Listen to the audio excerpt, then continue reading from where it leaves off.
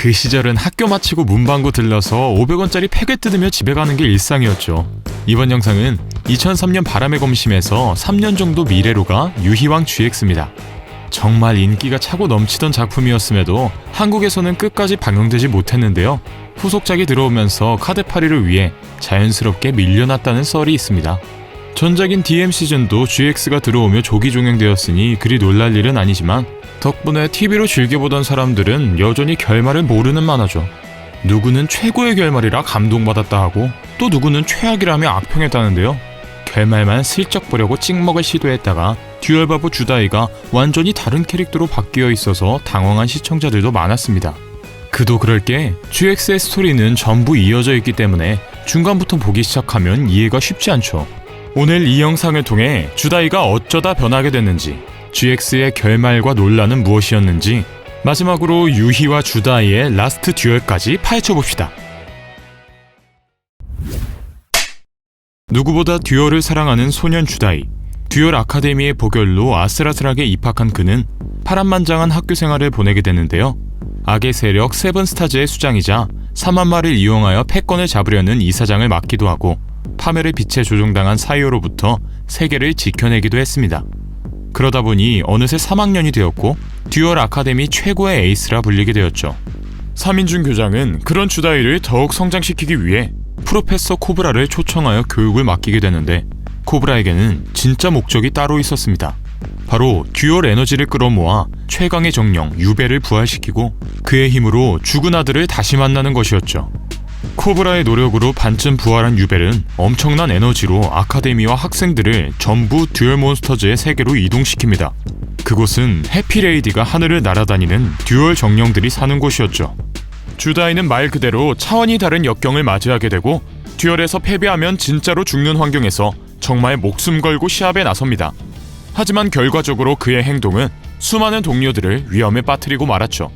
스스로에 대한 무력감, 그리고 상대에 대한 원망에 빠진 주다이는 패왕이라는 새로운 인격을 각성하기도 했으나 친구들의 도움을 받아 원래 모습으로 돌아옵니다. 이후 유벨을 찾아가 결전을 시작한 주다이. 처음에는 그저 이 상황을 만든 유벨에게 분노할 뿐이었지만 결국 그를 받아들이기로 결심하고 유벨과 하나가 되는 것으로 사건을 마무리 지었죠. 그렇게 모두 현실 세계로 무사히 귀환했음에도 주다이는 더 이상 예전의 밝은 모습을 보이지 않았습니다. 듀얼이 단순히 즐거운 일이 아니란 것을 알게 되어 왠지 모르게 무력하고 또 자기 탓에 생긴 일을 자책하며 친구들과 거리를 두게 되었죠.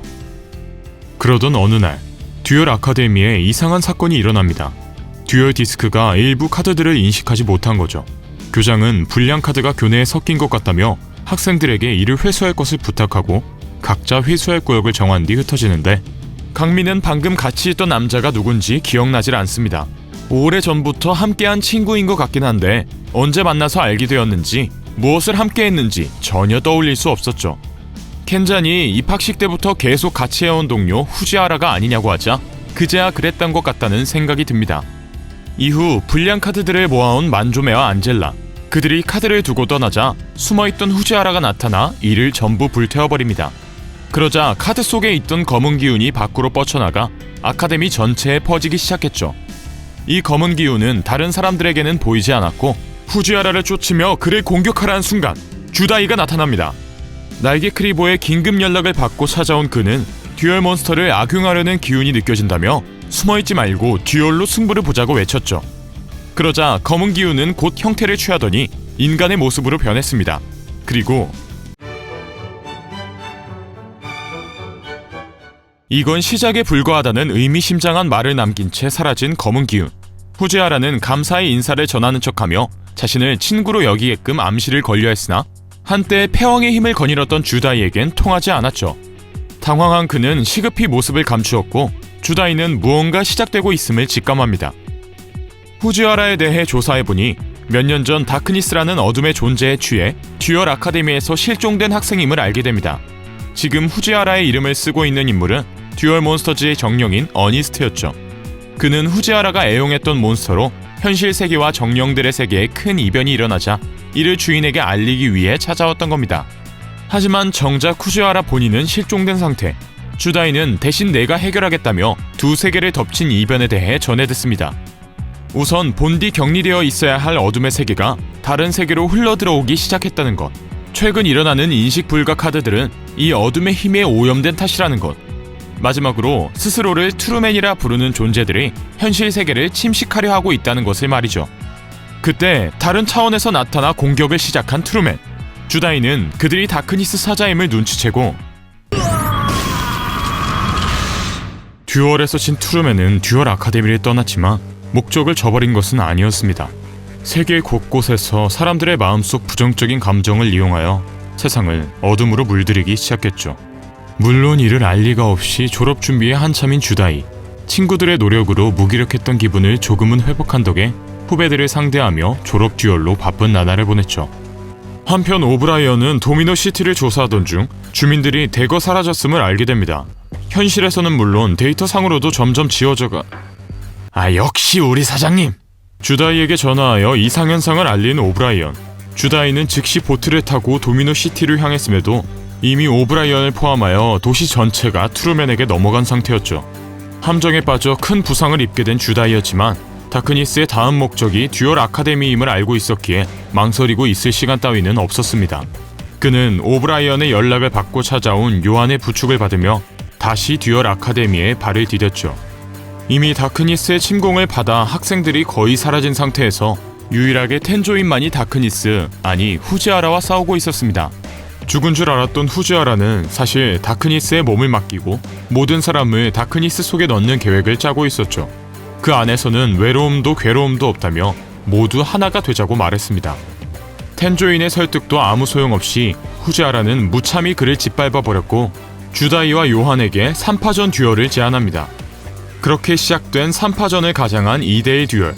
한때 후지아라의 농간에 휘둘리는 듯했으나 먼저 쓰러진 요한의 묘지에서 레인보우 드래곤을 소환한 뒤 네오스와 융합시켜 레인보우 네오스로 승리를 거두게 되죠.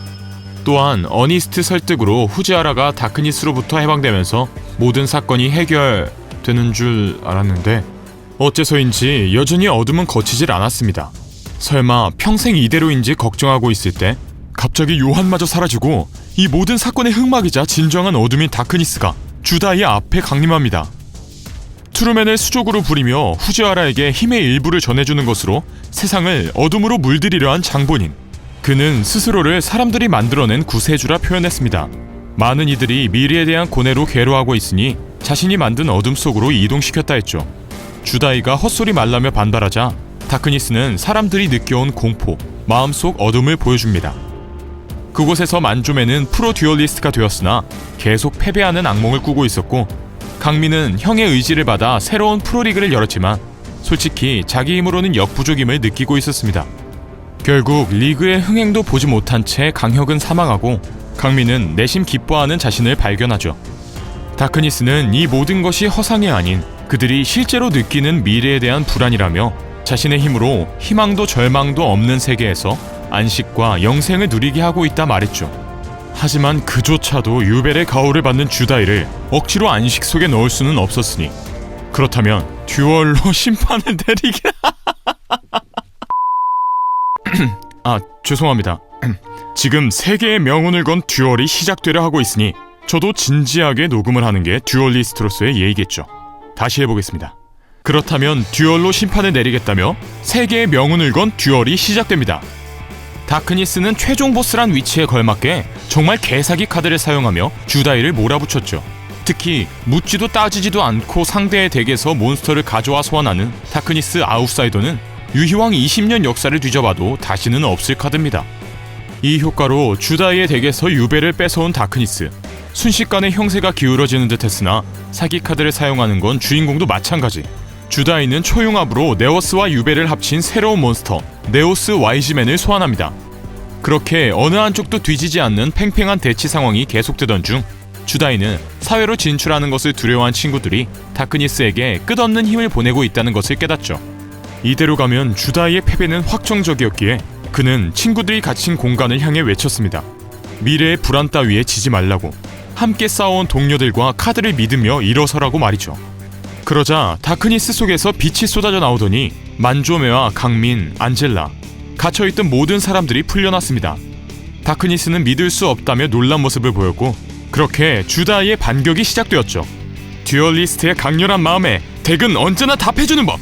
주다이는 마지막 드로우로 지금 가장 필요한 카드인 융합을 뽑을 수 있었고, 세트되어 있던 미래를 향한 희망을 발동하여 최고의 엘리멘틀 히어로 간 네오스를 소환했습니다. 그리고 그의 효과로 공격력을 8400까지 올려 단숨에 다크니스를 쓰러뜨릴 수 있었죠.